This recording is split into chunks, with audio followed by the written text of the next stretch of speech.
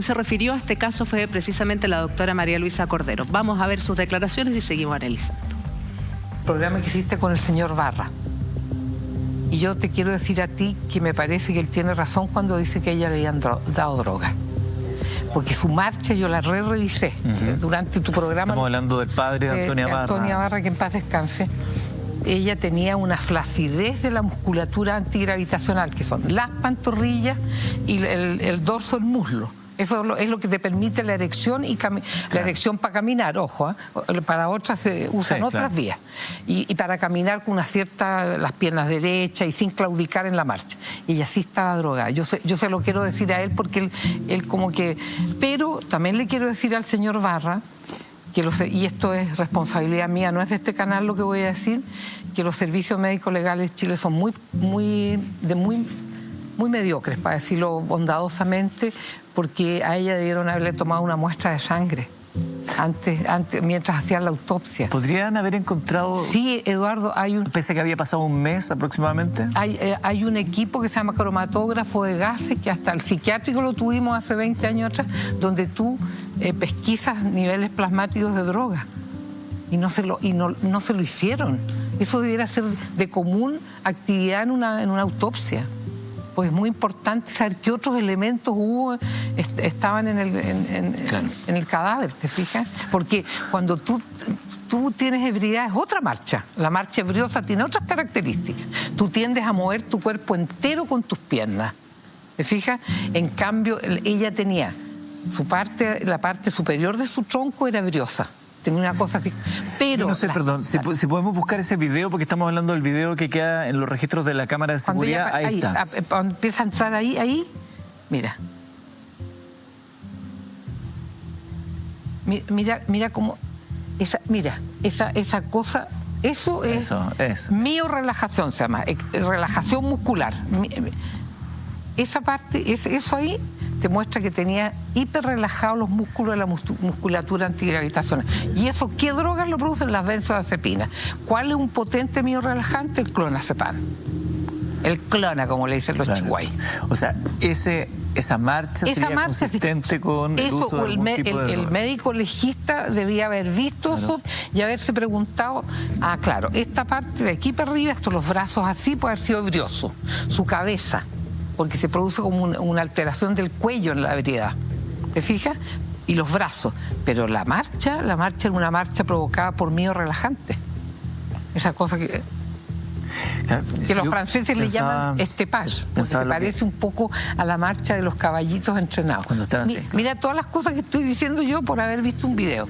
Yo no soy médico legista, pero soy observadora. Entonces yo también demando, entre las tantas fallideces de este país fallido, está lo malos que son los servicios médicos legales, legistas.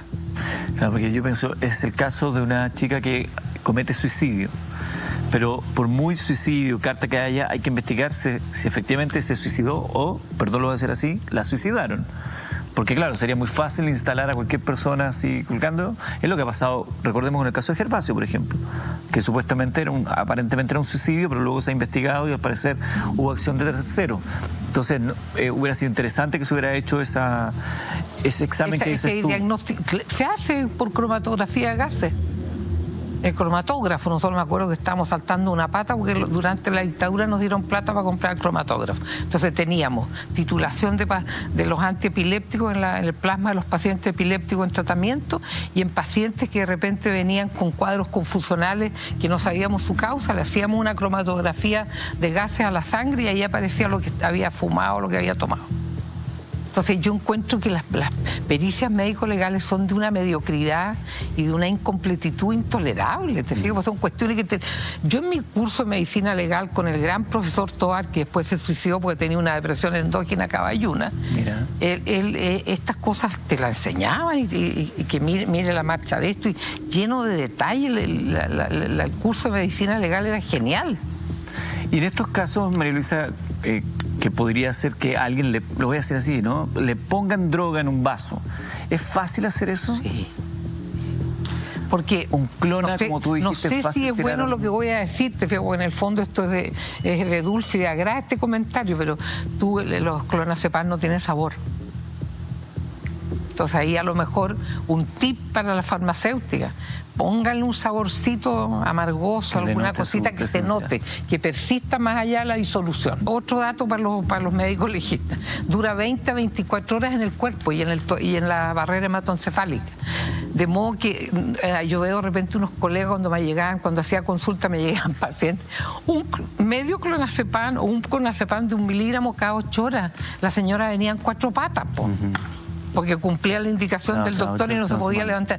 El clonazepam hay que recetarlo idealmente una sola dosis única nocturna, porque te dura hasta el otro día. Claro. Con eso ella hizo un cuadro paranoideo. Durante un mes, imagínate la tortura de ella, elaboró una reacción paranoide. Y terminó autoeliminándose. La sensación de que todos saben. Todos saben. Todos me miran, no salir a la calle, claro. Yo soy una sinvergüenza.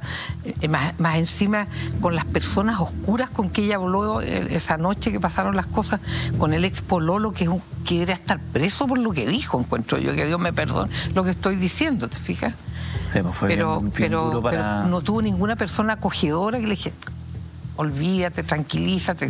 Y ella hizo una reacción paranoide. Qué increíble eso, porque finalmente la víctima... Un cuadro psiquiátrico paranoico agudo y violento en un mes.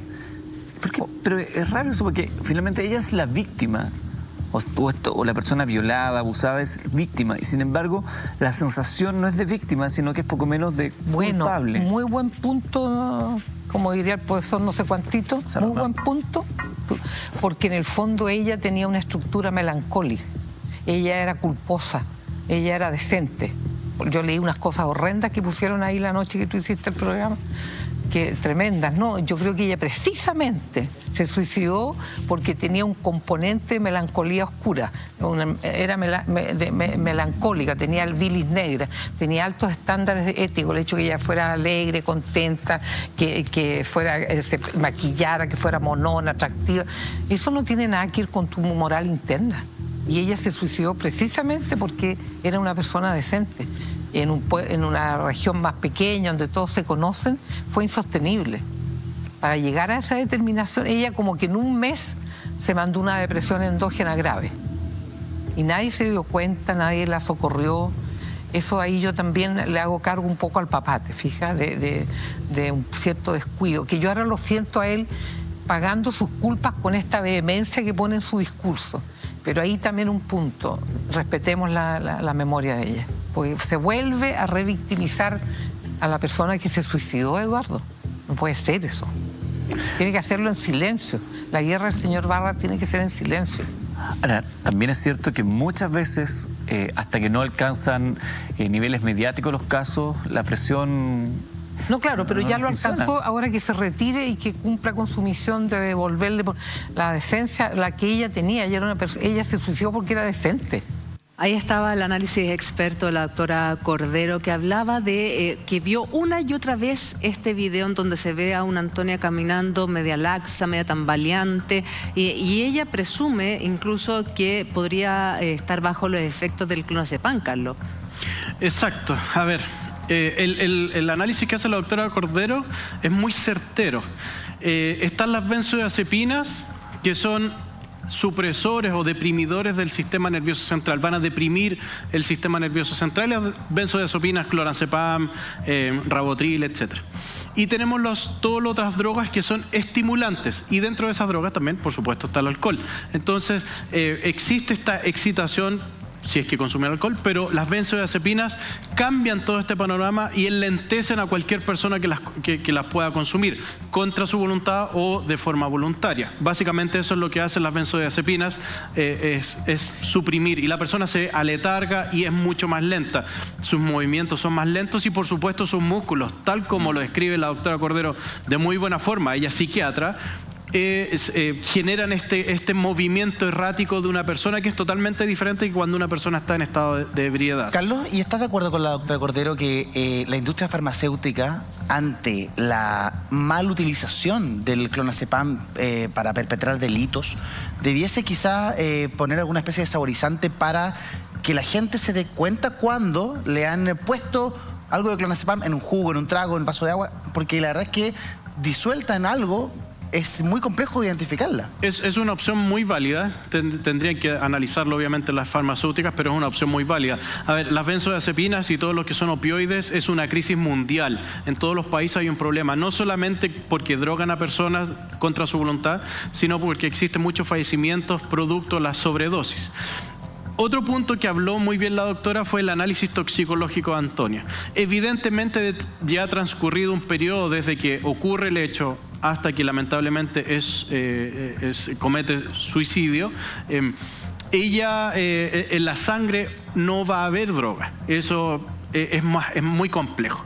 Pero no es que sea imposible. Y aquí es donde nosotros tenemos que periciar, o lo que el padre de Antonia debería exigir. Existen análisis toxicológicos que se hacen en el pelo. Aquí yo dibujé en la pizarra 2 cabellos y así microscópicamente se ve un cabello, para que la gente entienda, son los pigmentos, etc. Esto es un cabello normal, no se ve nada, pero en un cabello que alguien ha consumido droga, vuelvo a insistir, voluntaria o involuntariamente, que este sería el caso, va a presentar algunas como especies de líneas en las raíces, desde la raíz, porque el cabello va creciendo, hasta el final de este cabello. Y eso nos puede dar una línea de tiempo de que desde cuándo se consumió esa droga, porque hay tablas que uno puede establecer e indicar cuánto tarda en crecer el cabello, y además eso nos indicaría que sí hubo un consumo de drogas, y eso es una prueba científica y se puede hacer. Independiente que ya haya transcurrido y lamentablemente Antonia esté fallecida, se puede hacer esa pericia. O sea, esa pericia se podría hacer ahora como parte de la investigación. Habría que exhumar el cuerpo y hacer como análisis de su cabello para saber más o menos si en ese rango de tiempo tenía clonazepam en el cuerpo. Exactamente. Y de hecho, se podría preguntar al Servicio Médico Legal si es que ellos tomaron muestra de cabello, donde normalmente por protocolo deberían haber tomado muestra, y a lo mejor no es necesario exhumar. Pero si no la tuviesen, habría que exhumar y se sale absolutamente de toda duda para saber si Antonia fue drogada o no. Hay un laboratorio que lo hace, la Universidad de Chile, es muy específico porque el examen es muy complejo de hacer, pero no es imposible. Igual hay una cosa que a mí me llama la atención en las declaraciones que da la madre, la que leía Germán. Yo creo que, a ver, se entiende que nadie quiere vivir una situación como esta, pero yo creo que el silencio hay muchas veces que es mejor que salir hablando en defensa de algo que es injustificable. A ver, y sobre todo si es que ellos tienen una hija mujer. Yo creo que no siempre es necesario salir dando, nadie te está obligando, y sobre todo por lo que yo comentaba recién, el tema de la validez, porque sabemos que acá hay un proceso judicial, y sabemos también que la defensa es quien te dice lo que puedes y lo que no puedes decir, y por qué y en qué momento lo debes decir. Entonces yo creo que como mamá, como padre, yo creo que era mejor que no hubieran seguido hablando con la prensa, que no lo hubieran hecho como no lo habían hecho hasta informe especial. Sí, yo creo que fue bien contraproducente. Si estuviera Claudio Rojas, Claudio nos diría que los tribunales no juzgan en base a lo que sale en los medios, pero yo creo que tampoco era el momento de salir hablando, y menos de la manera en que lo hicieron. Hay un factor, Germán, que me gustaría que conectáramos. Mira, la doctora Cordero plantea algo respecto de la personalidad de Antonia, que ella tenía una especie como de tema nostálgico, que tenía una alta visión de sí misma, que tenía un tema de ser una persona correcta o de presentarse como una buena persona, alegre, divertida, y que eso le jugó de alguna manera en contra, lo que yo logro interpretar de la doctora, le jugó un poco en contra luego de que sucedieran estos hechos. ¿Por qué? Porque se torturaba emocionalmente, estaba pasándolo muy mal. Y ahí, de pronto, a Antonia también le faltó gente que pudiese contenerla. De hecho, al revés, se encontró con unos salvavidas de plomo, como el rol del ex pololo. Claro, o sea, ahí es súper importante sacar lecciones.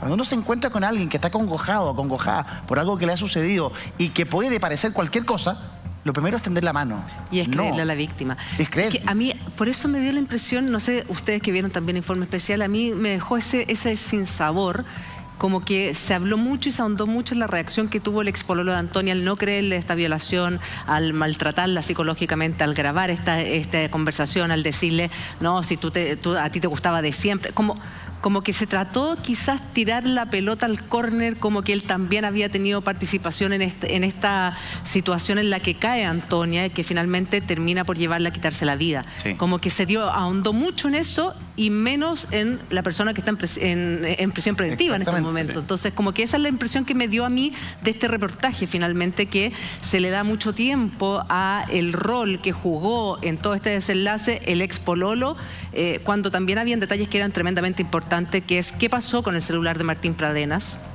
porque algo sucedió, o sea, hay distintas versiones, qué pasó con esta fotografía. Sí. Hay muchos temas que se podrían haber abordado y que están en la carpeta investigativa. De hecho, Juli, hay que considerar qué pasa con las otras víctimas.